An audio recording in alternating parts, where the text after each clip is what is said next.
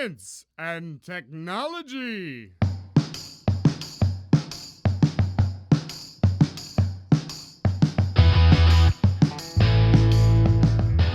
Estamos on com mais um Ciência On. Hoje a gente vai falar sobre o tema da moda, terras raras. Eu sou Pedro Altreto, professor aqui da UFABC, e vou citar Einstein. Se tornou aparentemente óbvio que nossa tecnologia excedeu nossa humanidade. Bom dia, boa tarde ou boa noite, seja o dia ou horário que esteja ouvindo esse áudio, seja bem-vindo ao Ciência On, um projeto de extensão aqui da UFABC que foca diretamente na partícula elementar da ciência, o cientista. Hoje a gente tem o prazer de ter como convidado o professor Sérgio Miquelon de Souza. Ele é físico com bacharelado, mestrado e doutorado pela Universidade de Santa Catarina, Universidade Federal de Santa Catarina, como parte de doutorado realizado na Université Pierre et Marie Curie. Meu francês está muito enferrujado, até porque eu não tenho nenhum. Atual Sorbonne University na França. Atualmente ele é professor associado na Universidade Federal do Amazonas, onde coordena o programa de pós-graduação em Física e o laboratório multiusuário LabMat. Sua pesquisa foca na síntese e caracterização de materiais nanoestruturados em condições extremas, além de estudar a extração e reciclagem de terras raras. Olá, Sérgio, tudo bem? Olá, bom dia, Pedro. Obrigado pelo convite. É uma honra, tá? Eu sou um fã da Universidade Federal do ABC. Caramba, olha isso. Assim, desde a minha graduação, eu tenho contato com professores. Na verdade, eles não eram professores eles são professores agora aí na UFABC, né? Então eu fiz uma parte do doutorado no síncrotron, né? E as pessoas que estavam lá, né, agora estão na UFABC, então eu tenho como referência uma universidade moderna, né? Então sempre que eu tenho um aluno assim, um aluno que se destaca, né, e quer crescer, eu falo assim, ó, vai pra UFABC. Eu acho que eu sou fã de Santo André. Eu não posso contar o sonho que eu tive hoje. Eu sonhei que eu tinha passado em outra universidade. Isso é verdade. Hoje eu sonhei que eu tinha passado em outra universidade, uma universidade muito querida aqui no estado de São Paulo. E daí o pessoal, daí eu comecei a chorar falando, eu não vou sair da UFABC, eu vou continuar aqui. Então, eu sou fã de Santo André também. Ô, Sérgio, mas quem são as pessoas que você teve contato durante o seu doutorado? O Fábio Furlan. Furlan, claro, isso daí você sabe que ele é vice-pró-reitor de pesquisa, né? Não sabia não. Isso daí tá num cargo que ninguém alcança então, mais. Aí eu comecei a estudar raio-x, difração de raio-x, né? E o primeiro contato com um cientista fora da UFSC foi o Fábio Furlan, né? Então eu digo para os meus alunos, né? Enquanto eu estava jogando bolinha de gude, o professor Fábio Furlan ele já era referência na área, né? Caramba! Eu, quando a gente montou um laboratório aqui, né, aqui no Amazonas, a partir de 2012, obviamente que eu fui estudar o laboratório do professor para ver quais eram os equipamentos mais... Bom, se está aprovado por ele, certamente é o melhor. Então... Caramba, o Fábio escuta o Ciencion, vai escutar isso daí. Legal. Quem indicou seu nome foi também o professor Daniel. O professor Daniel, ele recebeu um aluno meu, né, que fez o mestrado comigo e começou a fazer o doutorado com eles, né? Hoje ele está na Dinamarca, já terminou o doutorado, está empregado lá. E atualmente tem uma ex-aluna também que fez o mestrado comigo, que está fazendo pós-doutorado lá com ele, que é a Larissa. Né? Larissa, conheço. Conheceu a Larissa? Já, não conheci pessoalmente, mas a fama dela transcende. Que legal. Porque o Daniel, quem tá falando, Daniel Flório, que é professor também da pós-graduação em Nanociências e Materiais Avançados aqui da UFABC. Ô Sérgio, a gente sempre começa o nosso programa, antes de começar a falar sobre o tema, o pessoal do Ciencion gosta de saber um pouco sobre a vida das pessoas, né? Da onde que você é originalmente? Bom, eu nasci no Paraná, mas eu cresci em Santa Catarina. Nasceu onde no Paraná? Eu nasci numa cidadezinha pequena no interior do Paraná chamado Paranavaí. Conheço. Tinha um laticínio de queijo muito famoso lá em Paranavaí. Você conhece Paranavaí? Olha, é difícil o pessoal conhecer, né? A minha família é de Ourinhos. E a minha mãe nasceu em Bandeirantes, a minha avó em Cascavel. O pessoal o norte do Paraná, Alto Piquiri, Monte Castelo. São legal. famosas. Legal. Então, eu nasci lá. Aí, na minha infância, eu morei um tempo na Bahia. Caramba! Morei um pouquinho na Bahia. Qual cidade? Prado. Ah, essa eu não conheço. Essa cidade é uma cidade no sul da Bahia, bem pequena, uma cidade antiga, inclusive, e é muito engraçado, porque eu sempre falo que ninguém conhece. Mais uma vez eu falei assim, Prado, e a pessoa falou, olha, eu moro lá. Caramba! Eu tava na França, aí conheci uma brasileira, tava lá, aí eu falei assim, nossa, que legal, você é da Bahia. Eu falei, já morei lá. Ela onde? Eu falei, Prado. Ela assim, não, eu moro lá, minha família é de lá. Assim, foi incrível, né? A única pessoa do Prado que eu conheci fora de lá foi no exterior. Impressionante. Então você nasceu em Paranavaí, daí você foi pra Santa Catarina ou pra onde? Santa Catarina. Eu morei muito tempo em São Francisco do Sul, que é uma ilha, né? Passei minha adolescência em São Francisco do Sul. É uma ilha já, é perto de Joinville, né? Uma cidade industrial. E depois Florianópolis, né? Desde os anos 90 até vir para o Amazonas, né? Eu vim para cá em 2011, então eu vivi em Florianópolis, aí fiz o meu ensino médio, fiz a minha formação toda lá, né? Ô, Sérgio, e o que fez você ser físico? Porque, assim, não é uma carreira de desejo. Eu sou físico também, mas não é uma carreira de desejo, né? No começo na vida.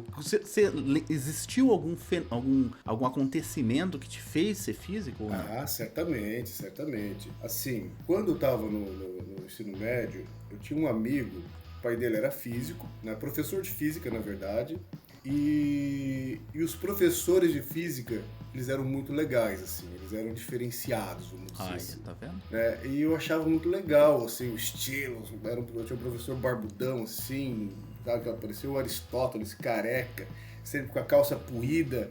E a aula do cara era entusiasmo, sabe? Aí eu nem me preocupava em fazer nada, nem sabia que tinha vida depois do ensino médio, né? Achava que o ensino médio era para sempre, né? Aí um amigo meu, um amigo de infância, ele passou no curso de engenharia mecânica, ali na UFSC, né? Aí comecei a me dar conta que eu tinha que fazer um curso superior, né? Só que antes de entrar na universidade eu fui pro exército, eu servi o serviço obrigatório. Caramba, né? Em qual estado? Em Santa Catarina, ali em Florianópolis também, né? E fiquei 8 meses só lá, mas, pô, é um atraso enorme em quem tá estudando, né? Eles te tiram da tua vida, né, para você fazer aquele serviço obrigatório. Servir no Brasil. Na saída, o primeiro vestibular que passou, que fazia parte um pouco do que eu queria fazer, aliás, né, das minhas influências, né, eu falei, eu vou fazer física. Aí quando eu passei, fiz o bacharelado, né, entrei no bacharelado, bom, tive professores excelentes, posso dizer que a UFSC, olha, salvo algumas exceções, tive professores assim de primeira, sabe, professor de primeira linha, não só na física, mas na matemática, né? Eu até queria fazer matemática depois no meio do curso, falei assim, não, eu tenho que fazer matemática. Mas aí eu sofri um pouco lá com os físicos matemáticos e comecei a migrar para física experimental, né? Sujar as mãos. Mas é mais ou menos essa a minha história. E durante, isso é legal, é interessante de lembrar, é que durante o curso eu tive alguns colegas que eles eram muito bons. Tá? Eles eram muito bons mesmo. Um foi, depois que se formou, ele foi convidado para fazer mestrado e doutorado no IFT. O cara Você lembra os nomes? É? Você lembra os nomes? Lembro. E ele foi para o Instituto de Física Teórica, né? Depois ele foi convidado, ele ganhou o prêmio de melhor tese da CAPES com supercordas. Foi fazer pós-doutorado no Max Planck, né? Aí teve um outro que foi para o Unesp, um outro está no Síncrotron. Então, assim, esses caras, né? Esses colegas, eu posso falar, o Carlos Mafra, o Antônio Gasperini, que está ali no Síncrotron, o Júlio Mani, que está no Unesp. Eu falei, cara, esses caras são muito bons e eu sou normal, né? Eu tenho que estudar demais para tirar uma nota mediana e esses caras tiram 10 sem muito esforço. Aí eu falei assim, não, eu vou pra vida, como é que eu vou dizer, os normais, né, para as pessoas comuns. Vida ordinária. Aí eu cheguei e falei isso, eu falei assim, então eu vou lá na engenharia, né? Fui lá na engenharia mecânica, falei com um professor da área de vibrações e acústica, porque tem bastante matemática. Aí eu comentei com um professor do nosso curso, que é o Kleber Machado, aquele que escreveu os livros de eletromagnetismo. Sei. Aí ele falou assim, cara, você não vai pra engenharia não, cara. Eu falei assim, não, eu vou pra engenharia, porque, né, olha aí, ó, você inclusive, né, tava no mestrado, escreveu meia dúzia de livros. Aí ele falou assim, olha, a maior besteira que eu vi alguém falar foi essa. Por quê? Porque física é um trabalho como qualquer outro. Você aprende a fazer e você faz. Aí eu fui no laboratório, aprendi, né, e peguei gosto. Aí eu não me vejo fazendo outra coisa. Bacana. Mas assim, foi sempre a influência de um professor, sabe? Sempre dos amigos, né? Vamos dizer assim, do meio social que você está inserido e a forte influência do professor. Bacana, Sérgio, isso que você falou é muito verdade. Eu acho que os professores são muito importantes e os amigos, né, ao redor, né, os amigos, o sucesso dos amigos são, às vezes, o motor aí para que a gente consiga seguir. Mas então vamos falar sobre terras raras logo depois da vinheta do editor.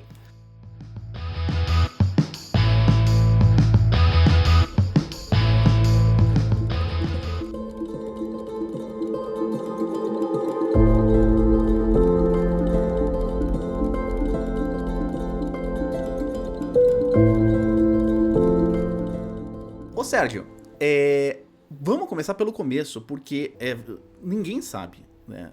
Ninguém sabe não, algumas pessoas sabem, mas o que são as terras raras? O que é? Esse nome é bem genérico, as pessoas acham que é uma terra de cor diferente, escondida em algum lugar, mas o que são terras raras? Bom, tabela periódica, né? O cara pega a tabela periódica e vai ver que tem lá embaixo na tabela periódica, vou até pegar a minha aqui, ele tem tem duas linhas separadas depois do lantânio. Então aqueles elementos, né, até o lutécio, né, são elementos de terras raras. Quer dizer, são elementos químicos, assim como o ouro, assim como o ferro, assim como a platina. As terras raras são o cério, o praseodímio, o neodímio, o túlio, o disprósio, né, são elementos químicos. Por que eles são chamados de raros?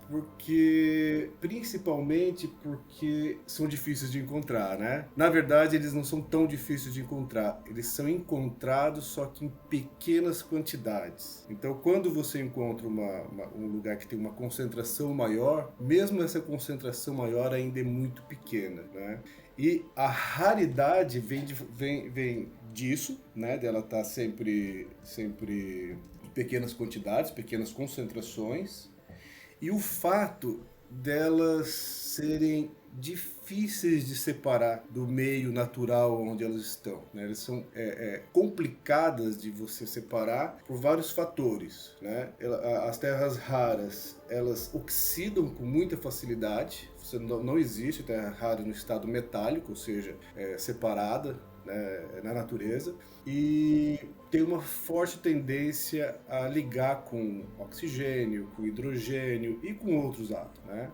Além disso, as terras raras, elas têm uma característica, uma das características dela é que eles são átomos grandes, e o fato deles serem átomos grandes, elas têm um orbital específico, né, que é o 4F, que dá essas características, meio que ela blinda a estrutura interna do átomo para as interações, para o meio que ela está inserida, né? Então ela tem as propriedades, vamos dizer assim, diferenciadas, tá? Diferenciadas por conta do tamanho do átomo, tá? E entre eles, esse fato torna elas muito parecidas quimicamente. Então, quando você tem estruturas químicas parecidas, separá-las uma das outras torna o desafio maior ainda. Então, imagina que você tenha 5, 6 átomos, né, diferentes ali da tabela periódica das terras raras numa mesma substância e você queira uma delas. Então, separar ela das outras é um processo complicado. Ô Sérgio, mas me diz uma coisa, essas terras raras, elas são feitas, ou foram feitas aqui na Terra? Ou elas estão em produção? Tem algum processo geológico que produz as terras raras? Ou o que tá aí, tipo o ouro, né, que o pessoal fala, o que tá aí, não vai fabricar mais nada?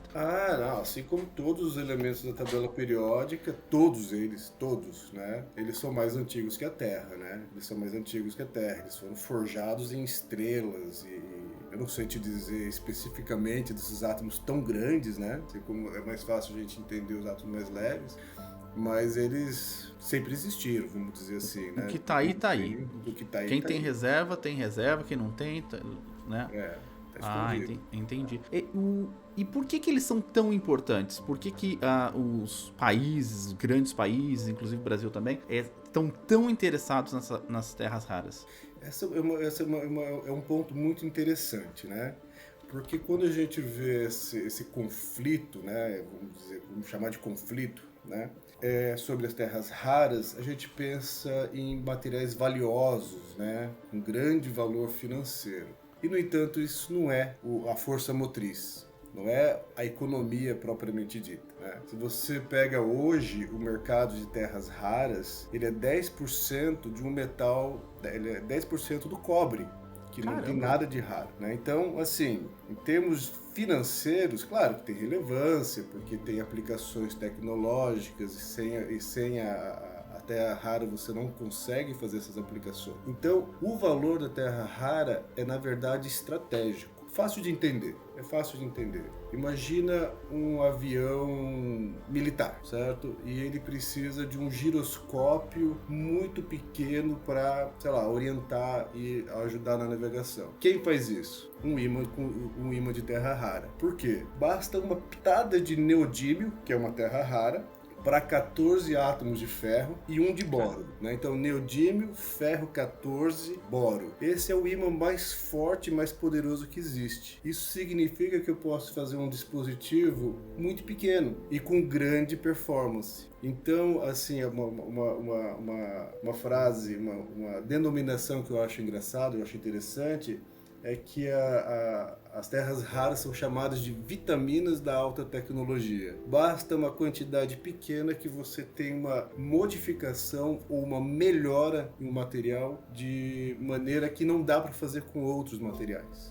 Então, isso está nas telas dos celulares, né? Tem o európio, nos ímãs para você converter energia mecânica em energia elétrica, por exemplo, nos aerogeradores, né? Você quer transformar o movimento das pás, né? da força do vento, da energia cinética do vento em energia elétrica. É o ímã que faz, né? O pessoal que estiver ouvindo aí, dá uma olhada lá no princípio de Faraday, né? Bom, são vários dispositivos tecnológicos que precisam dessas terras raras, que não dá para fazer sem. Isso envolve transição energética, né? A própria transição energética, que é essa conversão. Hoje a gente vê também aplicações em baterias, em polimento de alta precisão. Então as terras raras têm várias aplicações em diversos setores, e o que chama a atenção, né, são, claro, essas tecnologias do dia a dia, né, os celulares, computadores e os motores elétricos, né, mas também a função deles nas tecnologias militares, nas tecnologias de segurança, né? Então veja como é complexo, Pedro, de você estimular uma área, tá? Estimular uma área cujo apelo não é financeiro, mas estratégico. Então, e as dificuldades tecnológicas para você separar essas terras raras da terra, né, das outras coisas, são poucas as nações que dominam, né? Por exemplo, a China, né? A gente sempre vai falar da China quando falar de terras raras. A China não é conhecida por ter petróleo, não é? Mas lá nos anos 90, o ministro chinês chega e fala alguma coisa nesse sentido, que enquanto o Oriente Médio tem petróleo, nós temos as terras raras. Olha. Né? Então, desde lá, né, até antes, né, a literatura diz que eles estão desde os anos 70 investindo nisso, eles vêm aprimorando todas as tecnologias relacionadas em refino, extração, refino, aplicação. Então, nesse sentido, eles são, além deles terem as reservas, muitas reservas, eles têm o domínio da tecnologia. Enquanto todo o restante do mundo pensou, né?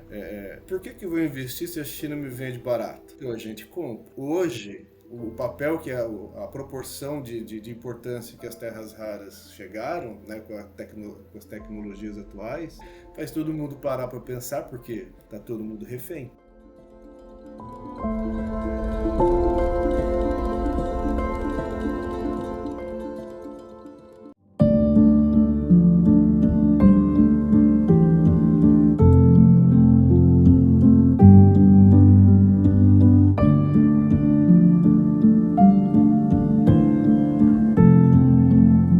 Sérgio, eu tô até vendo uns números aqui com relação às reservas de terras raras, né? De acordo com alguns números aqui, a China detém 49% das terras raras do mundo, Brasil 23%, a Índia 7,7%. Mas quando você vai para efetivamente o que é colocado no mercado, ou tem propensão a colocar no mercado, a China tem 69%. Então ela realmente, como você está falando, ela domina o mercado de terras raras. E os Estados Unidos vêm com 12%, o Brasil nem aparece nessa lista. Então a gente apesar de ter reservas de terras raras, a gente não produz. Eu não sei se você pode dar mais detalhes por que é tão difícil produzir terras raras. Eu vi um número, não sei se é verdade, que para você conseguir 1 quilo de terras raras, você precisa remover 1 tonelada de terra, de solo, né, na natureza, né? A gente, são poucos os países que tem, né? São máquinas que você tem que fazer.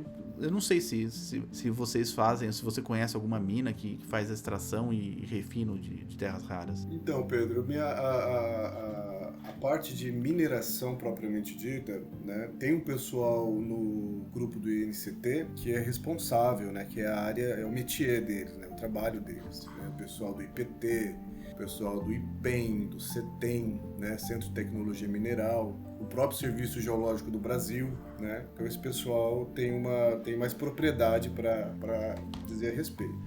Mas a ideia é essa mesmo que você falou. Você precisa de grandes quantidades de terra para tirar pequenas quantidades das terras raras. Tá, isso você para pensar, é um problema de impacto ambiental, né? Simplesmente por você ter que cavar né? Fazer essa remoção de terra, né?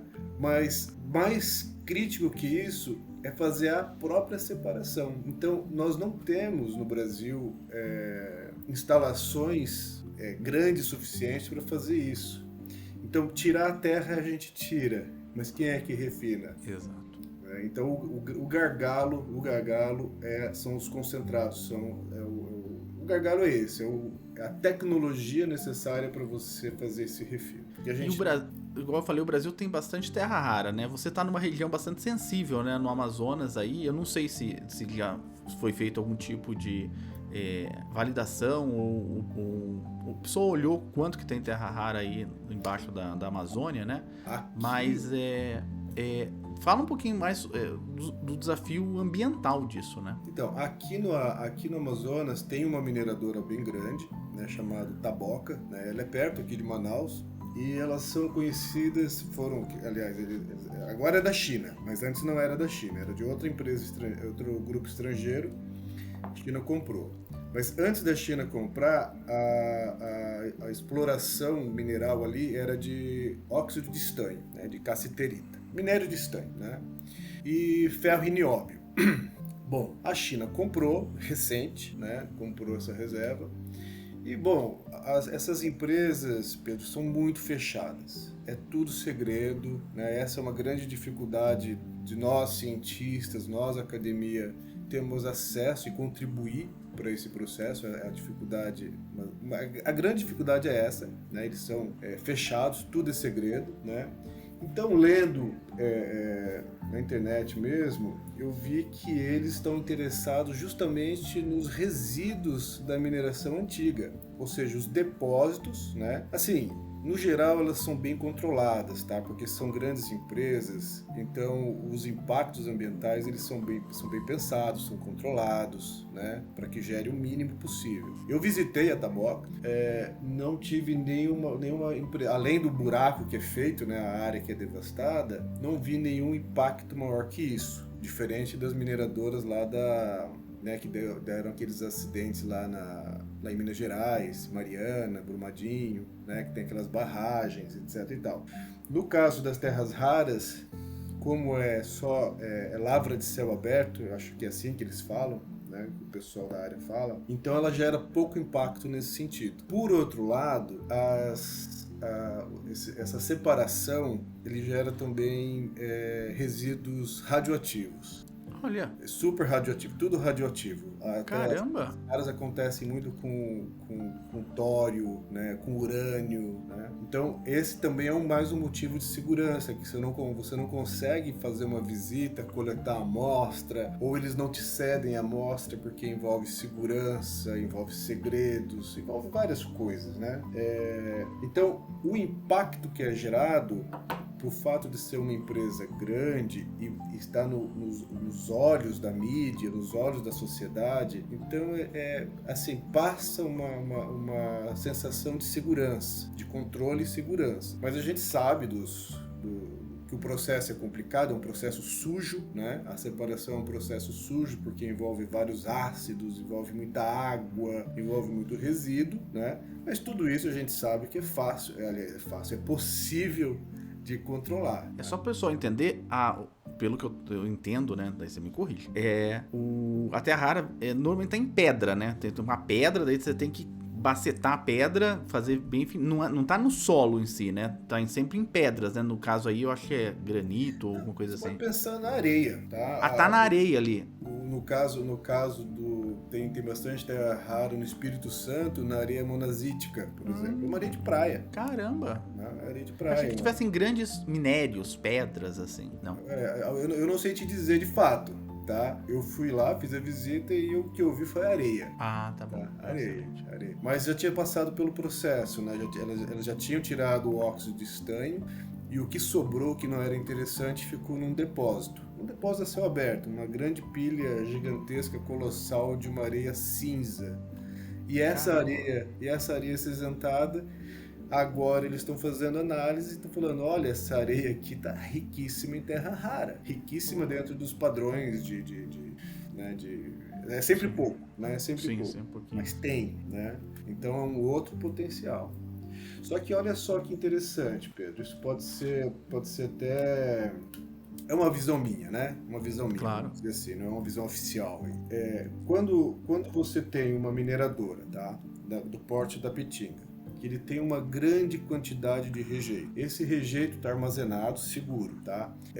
Ele contém terra rara, certo? O que eu faço? O que eu faria com eles? Eu coloco dentro de um container e mando para a China como rejeito, como lixo. Isso é um problema. Chega na China, esse rejeito que foi exportado como lixo, ele vira terra rara, ele é refinado. Esse é um problema. Então esse é o meu ponto. E o outro ponto quando eu bato eu sou cientista, né?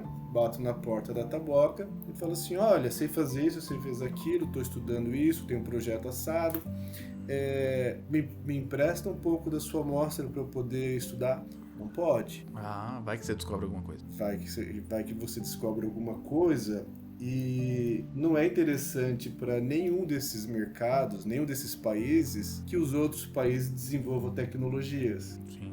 Né? Eu gosto de falar para os meus alunos que as eras da humanidade são em torno dos materiais, né? A idade da pedra, a idade do bronze, né? A idade do silício, a idade do grafeno, a idade dos nanomateriais, a idade das terras raras. Então, quando você vai jogar, por exemplo, um joguinho, a primeira coisa que você faz é coletar minério e riqueza, para depois dominar as tecnologias militares e atacar os seus amiguinhos, né, os seus coleguinhas em volta. Civilization, né? Civilization, né? Quem tem, acho que 45 anos de idade por aí, jogou um pouquinho de Age of Empires. Sim, desmatou todo o mapa para Sim. construir sua civilização sem dó nem piedade. Sim, tudo isso com a intenção de aprimorar as armas. Exatamente. Né? A lógica não é muito diferente, né? É muito mais complexo que um joguinho, obviamente, mas a lógica é essa, né?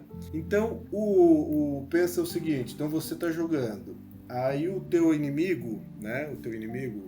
Inimigo é um pouco forte, mas pro jogo funciona, né? Ele começa a dominar uma certa tecnologia. Bom, você, para se proteger, vai impedir que ele desenvolva. né? Então, veja, essa mineradora que está aqui, né, ela é da China. Por que a China, essa empresa da China, essa empresa chinesa, ela vai compartilhar a tecnologia com a gente? Ela vai fornecer insumos para que a gente desenvolva? Bom, estrategicamente não, né? Se a gente para pensar que o Japão, né, a União Europeia, que mais? Acho que até o próprio Estados Unidos colocou as terras raras como materiais críticos de segurança nacional. Quando você fala materiais críticos de segurança nacional, isso vindo de um governo, ele já está te dizendo, tá? É segurança nacional. Não vou entregar tecnologia. Sim. Eu não vou te ajudar a desenvolver nessa área. Isso é nosso. Então, é até um pouco ilusão nossa de que se a gente manda um estudante ou faz uma parceria de pesquisa com algum ator, né, estrangeiro que domina a área, que eles vão entregar pra gente ou vão ensinar pra gente. Não vão. E é esse o ponto. É aí que a gente precisa pensar em investir em pesquisa, investir em formação, investir em infraestrutura. Claro, estou pensando como professor, como pesquisador, né? Mas o cenário político ele é muito mais complexo, né? Porque eu estava te falando ali no início, como não tem esse grande apelo, não é ouro, né? Não é diamante, não tem grande valor comercial, mas que eu não sei por que tem tanto apelo. Eu vou ser sincero, ninguém come ouro, ninguém come diamante, mas...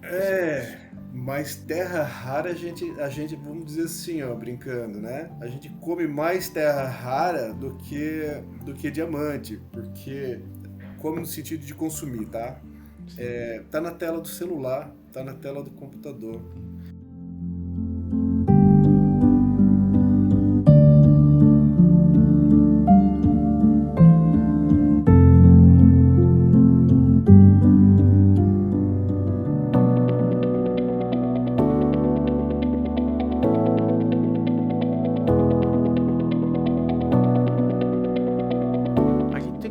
Cuidado, eu sou muito ligado, eu acho que eu tenho uma aflição enorme com relação aos impactos ambientais, né? Quem já construiu uma casa, por exemplo, comprou caminhão de terra, ou pelo menos pegou o caminhão de terra. Até terra é muito, muito importante, né? Não sei se você conhece a história de Nauru, que a gente fez um trabalho recentemente sobre uma ilha perto da Austrália, chama Nauru. Ela teve 80% mais ou menos da ilha, tinha um minério lá que eu não lembro qual é o nome do minério, e teve um colapso em 2000, o que sobrou em Nauru foi nada, tipo, até lá totalmente infértil, né? Tudo que eles comem lá é comida industrializada que vem da Austrália, que eles ajudam, mas não tem como plantar mais nada lá, Nauru. Realmente é uma história muito triste, né? O Brasil tem que tomar cuidado pra... É claro que o Brasil é muito grande, mas a gente tem que tomar cuidado com a terra, né? Nem terra tem que mandar embora, né? A gente não manda nada embora, deixa tudo aqui, a gente recicla, a gente tem que começar a fazer a nossa própria economia. Ou Sérgio, mas tem alguma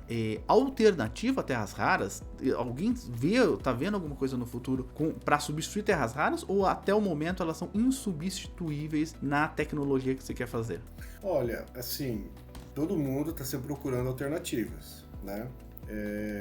Eu gosto de falar assim, ó, o chumbo não é terra rara, né? Mas o chumbo, ele tá em várias tecnologias, em vários dispositivos, em vários fenômenos, vamos dizer, fenômenos físicos de aplicação, que ele é imbatível, tá? Eu tava até brincando ontem num seminário que vai chegar uma hora que a gente vai ter que inventar um remédio para o chumbo ao invés de substituir o chumbo, né, porque ele melhora todos os materiais. Só que ele é extremamente nocivo, né? Não tem dose não deletéria para o ser humano, né? Não tem dose mínima, né?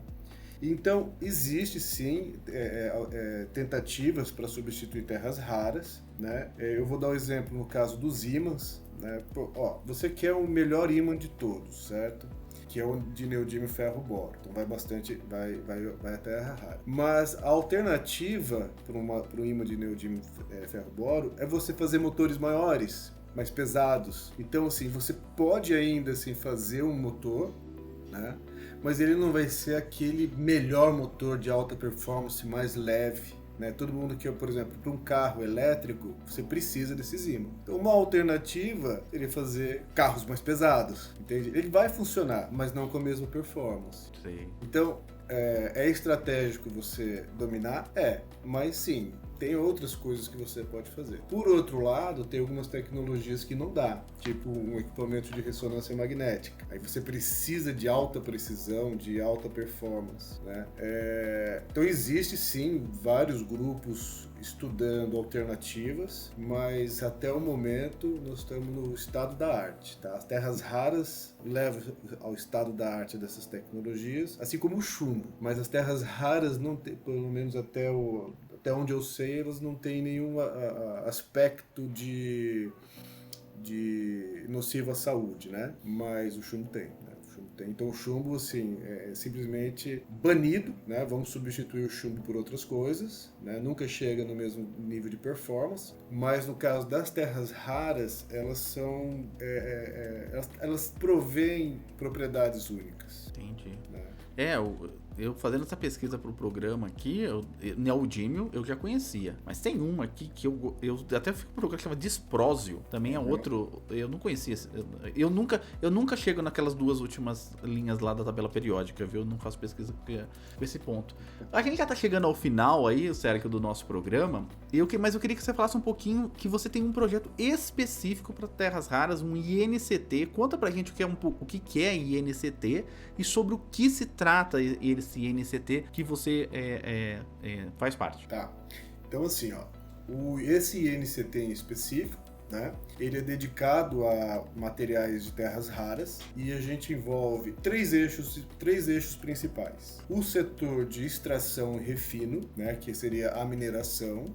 No meio dessa pirâmide tem a ciência básica, né? Lembrando que eu sou físico, então eu sempre vou puxar para a ciência básica, né? Que envolve as cerâmicas complexas, terras raras, onde entra o professor Flório também, né? Ele faz parte também desse NCT, e os ímãs de terras raras. Em nível de maturidade, os ímãs são mais avançados, né? Em Minas Gerais já existe uma fábrica piloto, um laboratório fábrica para produzir ímãs nacionais, o primeiro da América Latina. Feitos de neodímio? Neodímio, o prêmio de neodímio foi um boro, né? Tem um pessoal muito forte.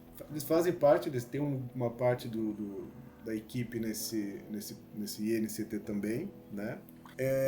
Somos aqui, eu estou olhando aqui porque é um monte de gente, né? Somos então 8 universidades, 5 centros e institutos de pesquisa e 2 institutos de ensino técnico. Quer dizer, o grupo é grande, tá? Não só a universidade, onde a universidade a gente sabe, né? Ela é dedicada principalmente à formação de pessoas de alto nível, né? E nesse processo a gente desenvolve pesquisa.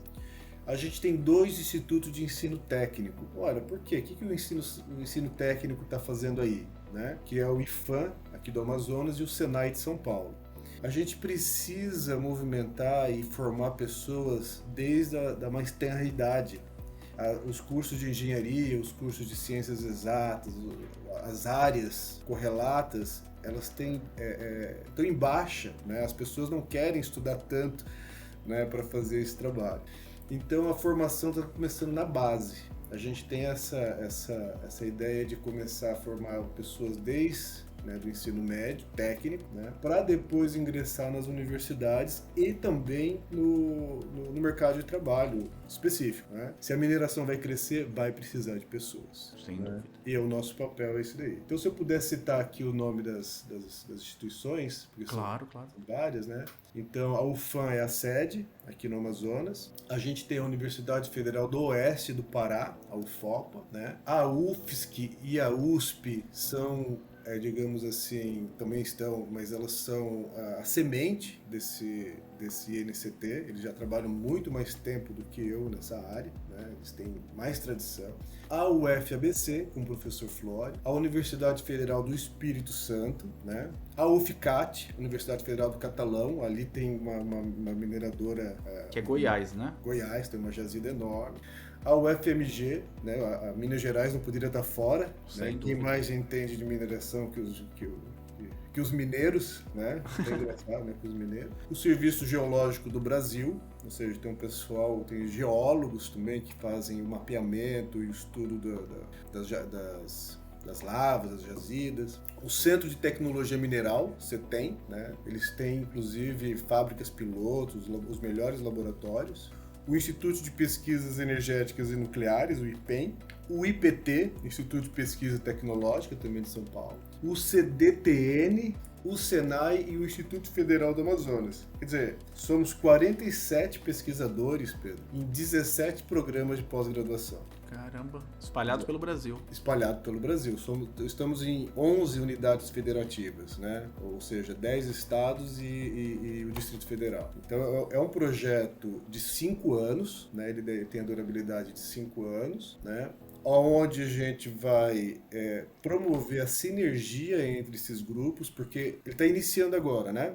Então, as ações desse NCT, elas serão voltadas para promover sinergia. Por exemplo, vamos lá, ó, vou pegar aqui o Centro de Tecnologia Mineral. Nós aqui na UFAM temos físicos teóricos, né? Claro, e física experimental. Será que a gente consegue estudar o objeto de trabalho deles, por exemplo, separação, por exemplo, refino, utilizando ferramentas da física teórica? Conseguimos. Né? Então, eu acho que essa interdisciplinaridade focada, a gente chama também de convergência, né? Interdisciplinaridade a gente chama de convergência. Vários atores de áreas diferentes convergindo para o mesmo tema. Então, essa é a esperança da gente fazer inovação. Ao mesmo tempo que a gente tem que manter essa turma trabalhando, porque a gente forma o pessoal e o pessoal precisa trabalhar, eles não vão ficar conosco por amor, né? Sim, sim. Então esse projeto vai dar alguma garantia para que eles permaneçam investindo no tema, né? Então, o cara está fazendo um mestrado, depois ele precisa fazer um doutorado, a gente pode patrocinar essa bolsa. Então, a importância do INCT, no geral, né? No geral, todos os INCTs, em todas as áreas, é sinergia entre grupos, né? É o tema, né? Que no nosso tema são os minerais estratégicos e, sobretudo, capital humano, né? Sim, capital sim. humano. Eu acho que esse é um principal ponto, né? Que as pessoas às vezes esquecem, né? A produção de capital humano cria uma cadeia de crescimento, de desenvolvimento do país que perdura por séculos, né? Se você fizer direitinho, né?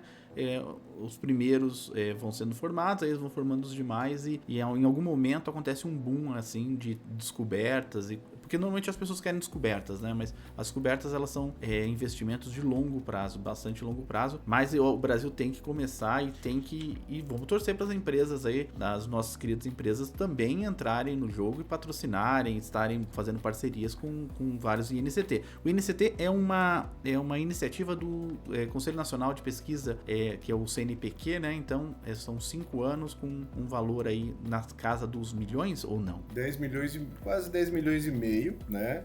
Que parece muito, mas quando a gente vê que são 15 instituições... Só uma visitinha, né? 5 anos, são umas poucas bolsas, é um projeto super modesto. Sim, sim. Né? E fora que, como vocês estão aí no Amazonas, tem gente em Espírito Santo, tem gente pra tudo quanto é lugar. Só pra você ir visitar a pessoa, que é importantíssimo, isso já dá um custo bastante alto.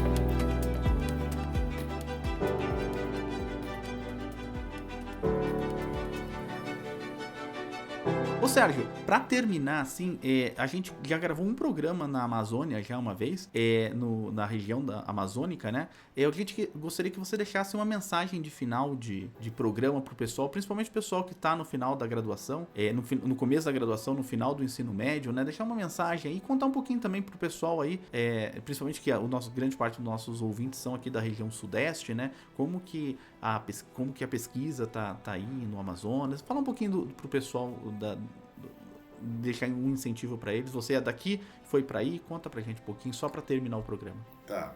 Então assim, vamos pensar que aqui no Amazonas, né, somos pioneiros, tá? Somos pioneiros. E todo pioneiro sempre mora em casa de madeira. Quer dizer, tem uma infraestrutura para ser construída, mas sempre escolhe a melhor vista, tá?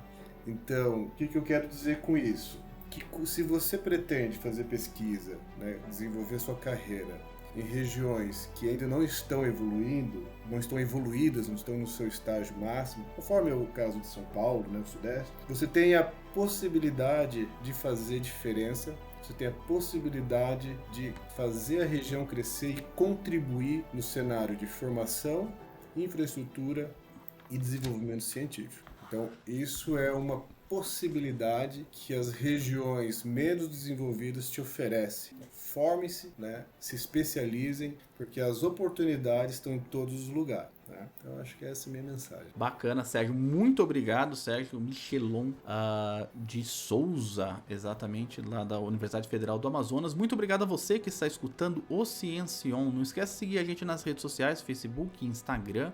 A gente está voltando após pedidos, bateção de panela. Estamos voltando ao YouTube. A gente está no YouTube além do Spotify e Deezer. Então no YouTube a gente sempre lança o programa uma semana depois que sai no Spotify, no Deezer, né? Então se você está escutando a gente pelo YouTube, não esquece, claro, de seguir o canal, de colocar o nosso querido sininho aí para você receber sempre os programas que saem basicamente toda semana. Mesmo que você não goste do áudio, ajuda a gente, né? Não custa nada, só apertar o botãozinho aí e isso faz uma grande diferença pra gente. Não esquece de passar o Ciencion também, pelo menos para 3 pessoas aí, e mandar um comentário aí nas redes sociais falando o que você acha do programa e indicando novos temas pra gente. A gente sempre está aqui no Spotify, Deezer e outros canais de podcasts, sempre na primeira e na terceira sexta-feira de cada mês, e na segunda sexta-feira a gente sempre tem o Fóton, que é o programa dos alunos que conta um pouquinho sobre as fofocas e os bastidores da ciência, especialmente na UFABC. A gente volta logo, até mais. Tchau!